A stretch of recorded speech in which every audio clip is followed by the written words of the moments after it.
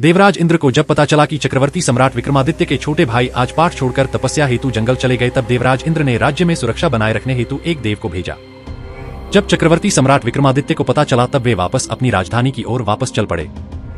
सम्राट विक्रमादित्य अपनी राजधानी पहुंचे तब आंधी रात हो चुकी थी। जिन देव को देवराज इंद्र ने भेजा उन्होंने सम्राट विक्रमादित्य को प्रवेश करने से रोक दिया। देव ने उनसे पूछा, तुम कौन हो? तब सम्राट विक्रमादित्य ने कहा, मैं इस भूमि का सम्राट विक्रम हूँ, ये मेरी राजधानी है, तो मुझे रोकने वाले कौन होते हैं? तुम अपना परिचय दो। यह सुनकर देव बोले, मुझे देवराज इंद्र ने इस नगर की सुरक्षा के लिए भेजा है। मैंने सुना है सम्राट विक्रमादित्य बड़े ही शक्तिशाली और समर्थ योद्धा है। मुझसे युद्ध करो और ये सिद्ध करो कि तुम ही सच्चे सम्राट विक्रमादित्य हो। दोनों के बीच भयंकर युद्ध हुआ। युद्ध में परास्त होने के बाद देव ने सम्राट विक्रमादित्य से कहा, अब मुझे विश्वास हो गया है, आप ही सम्राट विक्रमादित्य है। देव ने कहा है, राजन, जब आपका जन्म हो रहा था उस समय एक ही नगर एवं नक्षत्र में 3 मनुष्यों का जन्म हुआ था, जिनमें से आपने राजा के घर में जन्म लिया, दूसरे ने तेली और तीसरे ने एक कुम्हार के घर में जन्म लिया। कुम्हार ने साधना से स्वयं को सिद्ध कर लिया है। उसने तेली को मारकर पिशाच बना रखा है। कुम्हार ने तेली के शव को श्मशान में सिरस के पेड़ से लटका रखा है। वह आपको भी मारने आएगा, आप सावधान रहिए। ये सब कहकर देव वापस अपने लोक को चले गए। सम्राट को वापस आए देख प्रजा में आनंद की लहर दौड़ गई। उत्सव मनाया जाने लगा। कुछ समय पश्चात एक साधु सम्राट के दरबार में आया। उसने सम्राट को प्रणाम कर एक फल दिया और फिर वहां से चला गया। सम्राट को आशंका हुई कि देव ने जिस आदमी के बारे में बताया था, हो सकता है ये साधु वही देली हो। सोच विचार कर उन्होंने उस फल को नहीं खाया और भंडारी को दे दिया। साधु रोजाना आता और सम्राट को एक फल दे जाता। सम्राट उस फल को भंडारी को दे दिया करते। एक दिन सम्राट घोड़ों का जायजा ले रहे थे, तभी वह साधु वहीं पहुंच गया और उसने फिर से राजा को फल दिया। सम्राट के हाथ से फल छूटकर नीचे गिर गया और फल में से एक लाल रंग का हीरा निकला, जिसकी चमक से सबकी आंखें फटी की फटी रह गई। साधु के जाने के बाद राजा ने भंडारी को बुलवाकर सभी फल मंगवाए और सबको खोलकर देखने पर सबसे एक एक लाल हीरा निकला। तब सम्राट ने जौहरी को बुलवाकर हीरों के परीक्षण करवाए। इससे पता चला एक एक लाल हीरे छोटे मोटे राज्य के बराबर मूल्य के हैं। आश्चर्यचकित समारोह ने साधु को बुलवाने का आदेश दिया है। एकांत में सम्राट ने साधु से पूछा कि आप इतने अमूल्य हीरे कहां से लाते हैं? तब योगी ने उत्तर देते हुए कहा, महाराज, ये रत्न मैं अपनी सिद्धियों से प्राप्त करता हूँ। साधु ने कहा, गोदावरी नदी के किनारे मशान में मैं एक साधना सिद्ध कर रहा हूँ, उसके सिद्ध हो जाने पर मेरे मनोरथ पूरे हो जाएंगे। इसके लिए आपकी मदद चाहिए। यदि मैं आपको पहले ही यह बता देता तो शायद आप मेरी बात बिना पूरा सुने ही मुझे भगा देते। इसलिए मैंने यह तरीका अपनाया। साधना के अंतिम रात्रि पर मेरे सिद्ध स्थान पर अकेले आकर मेरी सहायता कीजिए। राजन, इससे अधिक मैं अभी आपको बताने में असमर्थ हूँ। सम्राट सब समझ रहे थे। उन्होंने साधु को उत्तर देते हुए कहा, अच्छी बात है, साधना के अंतिम दिन सूचित कीजिएगा, मैं आपकी सहायता हेतु अकेला ही आऊंगा। कुछ दिन उपरांत अमावस्या की रात्रि आ गई। अमावस्या की आंधी रात को राजा साधु के पास पहुंचे। थोड़ी देर बैठने के बाद सम्राट ने साधु से पूछा, योगी जी, मैं आपकी क्या सहायता कर सकता हूँ? साधु ने कहा, राजन, यहाँ से दक्षिण दिशा में 2 कोस दूर शमशान में एक सिरस का पेड़ है, उस पर एक शव लटका हुआ है, आप उसे मेरे पास लेते आइए। राजा उस शव को लाने शमशान के मध्य में चले गए। जब शमशान पहुंचे तो उस रात्रि वहां बहुत अंधेरा था और बारिश हो रही थी। वहां डरावनी आवाज सांप बिच्छू पैर पर चढ़ रहे थे। जंगली जानवरों की भयावह आवाजें आ रही थी। अधूरी शवों को खा रहे थे, पर इन्हें क्या पता था कि यह कोई मामूली मानव नहीं।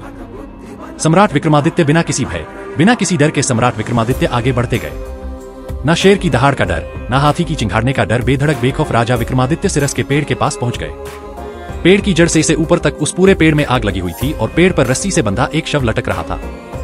सम्राट ने अपनी तलवार से उस रस्सी को काटकर नीचे गिरा दिया। गिरते ही शव दहाड़े मारकर रोने लगा। तब राजा ने पूछा, तू कौन है? राजा के पूछते ही वह शव दहाड़े मारकर हंसने लगा और वापस जाकर पेड़ पर लटक गया। विक्रमादित्य पूरे खेल को समझ रहे थे।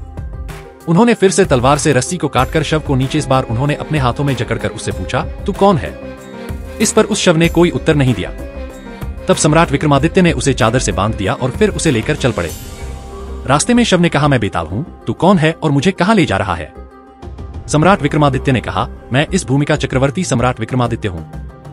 मैं तुझे उस साधु के पास लेकर जा रहा हूँ जिसने मुझे तुझे यहाँ से ले जाने की विनती की है। तब बैताल ने कहा, तेरे साथ चलने की मेरी 2 शर्तें हैं। पहली, रास्ते में तू कुछ भी नहीं कहेगा। यदि तूने एक शब्द भी कहा तो मैं लौटकर पेड़ पर जा लटकूंगा। दूसरी, मैं तुझे कहानी सुनाऊंगा। सम्राट विक्रमादित्य ने इशारे में उसकी बात का समर्थन किया। सम्राट उसे उठाकर ले जा रहे थे और बैताल ने राजा को कहानी सुनाना शुरू किया।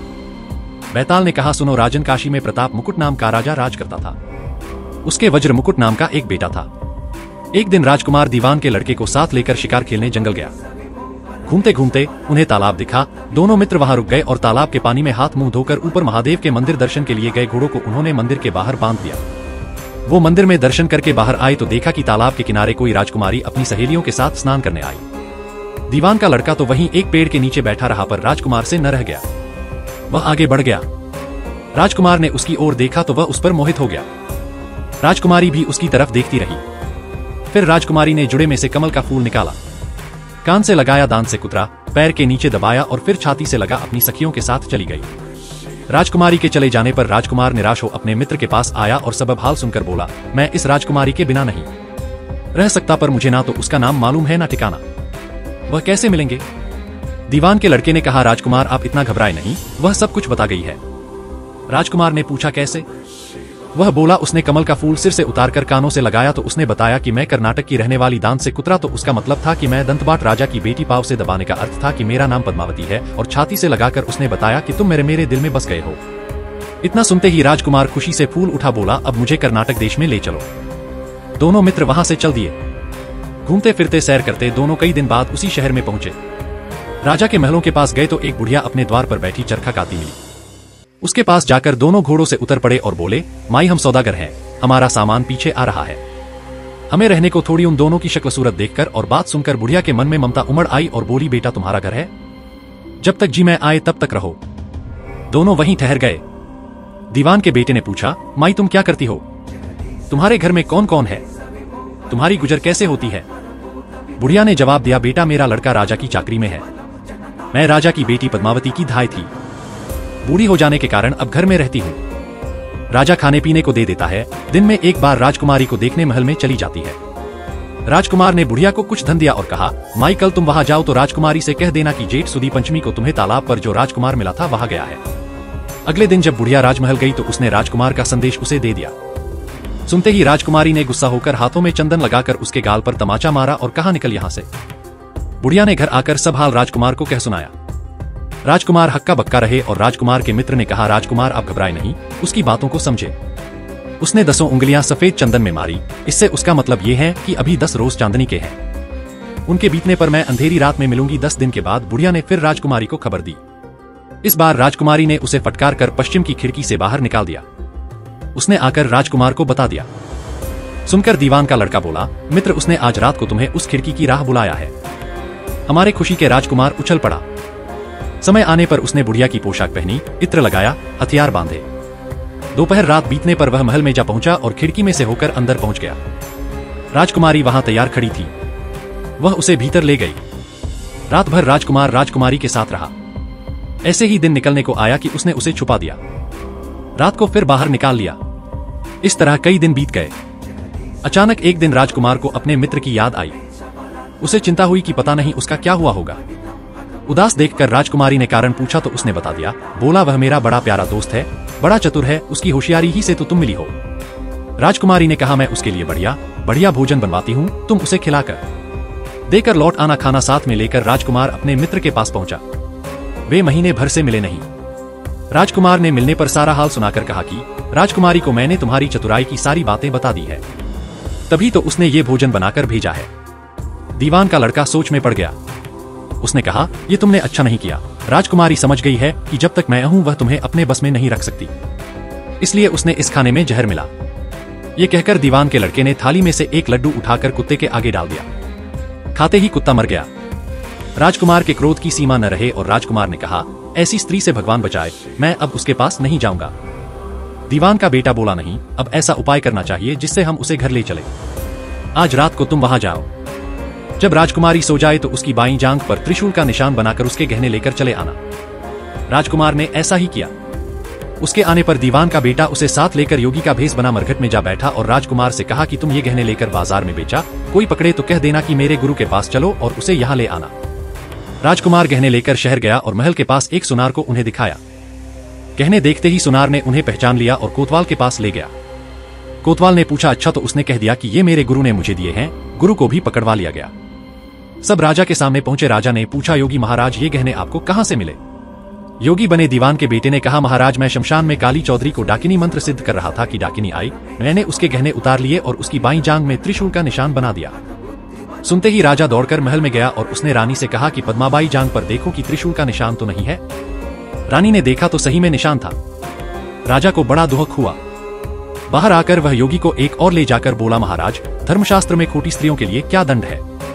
योगी ने जवाब दिया, राजन ब्राह्मण, गऊ, स्त्री, लड़का और अपने आश्रय में रहने वाले से कोई छोटा काम हो जाए तो उसे देश निकाला दे देना चाहिए। यह सुनकर राजा ने पद्मावती को वो डोली में बिठाकर जंगल में छुड़वा दिया। राजकुमार और दीवान का बेटा ताक में बैठे ही थे। राजकुमारी को अकेली पाकर साथ ले अपने नगर में लौट आए और आनंद से रहने लगे। इतनी बात सुनाकर बेताल बोला, राजन ये बताओ कि पाप किसको लगा है? राजा ने कहा, पाप तो राजा को लगा। दीवान के बेटे ने अपने स्वामी का काम किया। कोतवाल ने राजा का कहना माना और राजकुमार ने अपना मनोरथ सिद्ध किया। राजा ने पाप किया जो बिना विचारे उसे देश निकाला दे दिया। विक्रमादित्य ने इतना कहा ही था कि बेताल फिर उसी पेड़ पर जा लटका। आगे क्या हुआ जानने के लिए चैनल को सब्सक्राइब जरूर करें।